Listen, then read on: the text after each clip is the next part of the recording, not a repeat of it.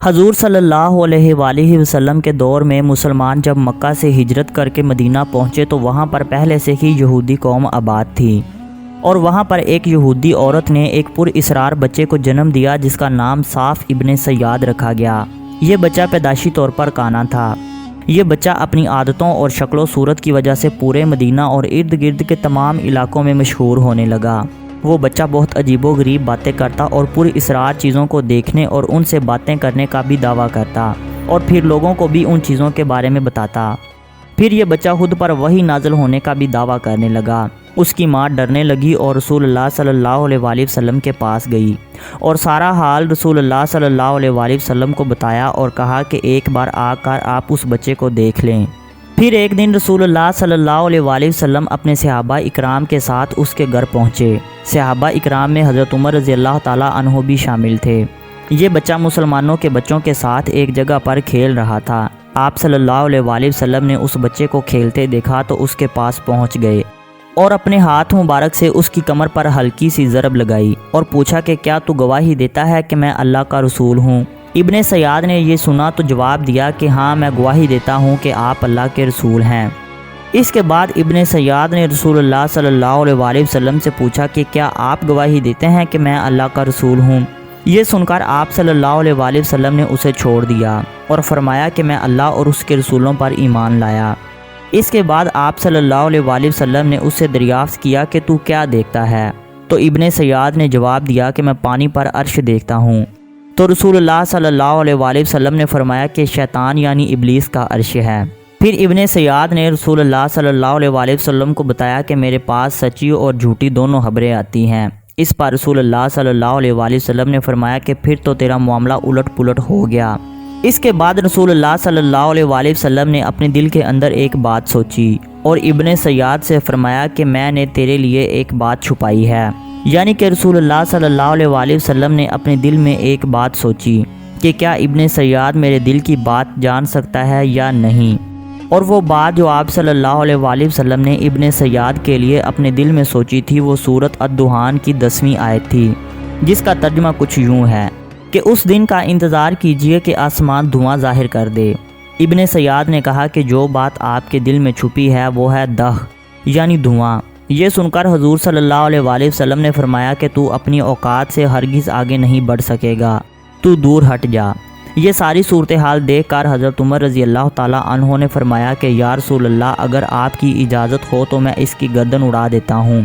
لیکن رسول اللہ صلی اللہ علیہ وآلہ وسلم نے حضرت عمر کو بتایا کہ نہیں عمر، اگر یہ وہی دجال ہے جس کا نزول قیامت کے قریب ہوگا تو تم اسے ہرا نہیں پاؤ گے، کیونکہ دجال کو قتل کرنا عیسیٰ علیہ السلام کی تقدیر میں لکھا جا چکا ہے، اور اگر یہ وہ دجال نہیں ہے تو پھر اسے قتل کرنے میں تمہارے لیے کوئی بھلائی نہیں۔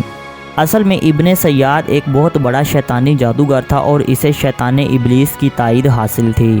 دراصل شیطان اسے آسمان اور زمین کی تمام سچی اور جھوٹی خبریں لا کر دیا کرتے تھے، کیونکہ جنات انسانوں کے ذہن کی باتیں بھی پڑھ لیتے ہیں، لیکن صرف وہ باتیں جو انسان کے ذہن میں پہلے سے چل رہی ہوتی ہیں، کیونکہ نئی آنے والی باتیں نہیں پڑھ سکتے۔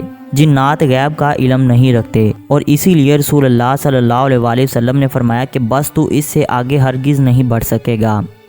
اس کے علاوہ وہ شیطان کا تخت پانی پر دیکھ سکتا تھا، جیسے کہ اللہ کے رسول نے فرمایا تھا کہ شیطان اپنا تخت پانی پر لگاتا ہے، پھر اس کے چیلے ہر روز دنیا جہان کی خبریں لے کر اس کے پاس آتے ہیں اور اسے بتاتے ہیں کہ آج انہوں نے کس بندے سے کون سا گناہ کروایا، جبکہ شیطان سب سے زیادہ اس وقت خوش ہوتا ہے جب کوئی شیطانی جن آ کر یہ کہے کہ آج میں نے 2 میاں بیوی کے درمیان لڑائی کروائی ہے۔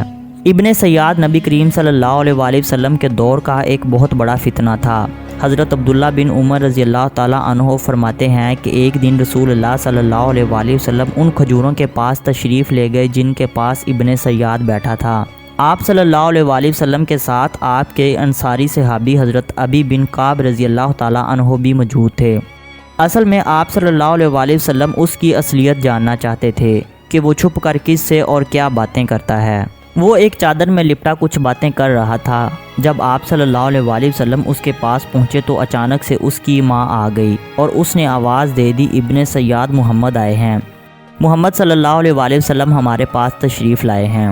یہ سنتے ہی ابن سیاد ہڑبڑا کر اٹھ کھڑا ہوا آپ صلی اللہ علیہ وآلہ وسلم نے فرمایا کہ اگر آج اس کی ماں ایسا نہ کرتی تو اس کی حقیقت مجھ پر واضح ہو جاتی اور میں جان جاتا کہ یہ واقعہ ہی دجال ہے یا کوئی جادوگر یا پھر کون ہے۔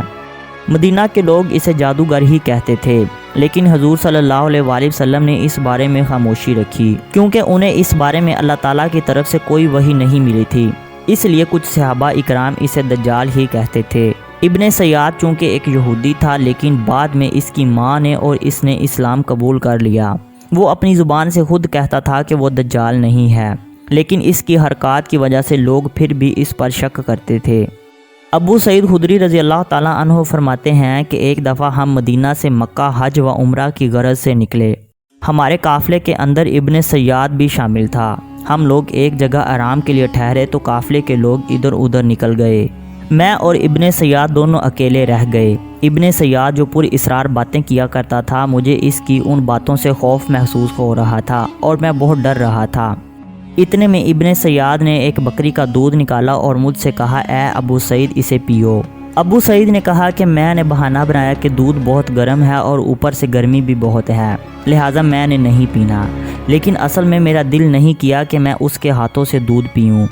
ابن سیاد سمجھ گیا اور کہنے لگا کہ ابو سعید خدا کی قسم لوگ میرے بارے میں جس قسم کی باتیں کرتے ہیں، میرا دل کرتا ہے کہ میں ایک درخت پر رسی لٹکا کر خودکشی کر لوں۔ تم مجھے ایک بات بتاؤ، یہاں کون سا ایسا شخص موجود ہے جس نے دجال کے متعلق رسول اللہ صلی اللہ علیہ وآلہ وسلم کی احادیث نہ سنی ہو؟ رسول اللہ صلی اللہ علیہ وآلہ وسلم نے فرمایا کہ دجال کافر ہوگا، جبکہ میں تو مسلمان ہوں۔ آپ صلی اللہ علیہ وآلہ وسلم نے فرمایا تھا کہ وہ بانجھ ہوگا، یعنی اس کی کوئی اولاد نہ ہوگی، اور میں تو اپنی بیوی اور بچے کو مدینہ میں چھوڑ کر آیا ہوں۔ آپ نے فرمایا کہ دجال مکہ اور مدینہ میں داخل نہیں ہو سکے گا، لیکن میں تو مدینہ سے نکل کر مکہ کی طرف جا رہا ہوں۔ ابو سعید کہتے ہیں کہ میں اس کی باتوں میں آنے ہی والا تھا کہ اس نے وہی پر اسرار باتیں شروع کر دی کہ اللہ کی قسم میں دجال کو جانتا ہوں اور اس کی پیدائش کو بھی، اور یہ بھی جانتا ہوں کہ وہ اس وقت کہاں ہے۔ ابو سعید نے کہا کہ تیری تباہی ہو۔ تاریخ دانوں کے مطابق ابن سیاد یزید ابن معاویہ کے دور تک مدینہ کے اندر ہی زندہ رہا، مگر واقعہ ہرا کے بعد اچانک سے ایسا غائب ہوا کہ پھر اس کا کوئی سراغ نہ ملا، جبکہ بعض تاریخ دانوں کے مطابق وہ مسلمان تھا اور اس نے حج بھی کیا اور جہاد بھی کیا، اور مدینہ میں اس کی موت ہوئی جہاں پر اس کا جنازہ بھی پڑھایا گیا تھا۔ وہ اپنے ماضی میں جادوگر ضرور تھا اور شیطانوں کے ساتھ رابطے میں بھی تھا، مگر اسلام قبول کرنے کے بعد اس نے یہ سب کچھ چھوڑ دیا تھا اور پھر اس کا کوئی ایسا واقعہ رپورٹ نہیں ہوا۔ مگر آج وہ شخص پوری اسلامی تاریخ کے اندر ایک پر اسرار کردار کی حیثیت رکھتا ہے۔ خود اللہ اور اس کے رسول نے اس شخص کی حقیقت کو ہم انسانوں سے چھپانے میں ہی مصلحت سمجھی تھی۔ کیا آپ کے ذہن میں بھی یہ خیال آتا ہے کہ ابن سیاد ہی دجال اکبر یعنی آخری زمانے کا دجال ہوگا، جسے کسی سمندری جزیرے پر قید کر دیا گیا تھا اور قیامت کے نزدیک اسے دوبارہ آزاد کر دیا جائے گا؟ مگر یہ بات سچ ہے کہ ابن سیاد کا کردار بنی اسرائیل میں موجود سامری جادوگر کی طرح ایک انتہائی پر اسرار کردار کے طور پر جانا جاتا ہے۔ اللہ تعالی ہمیں دین اسلام کو سمجھنے اور نیک اعمال کرنے کی توفیق عطا فرمائے۔ پیارے دوستوں، امید کرتا ہوں کہ آج کی یہ ویڈیو آپ کو ضرور پسند آئی ہوگی، اور اگر ویڈیو اچھی لگے تو ویڈیو کو لائک کر کے چینل کو سبسکرائب ضرور کر دیں۔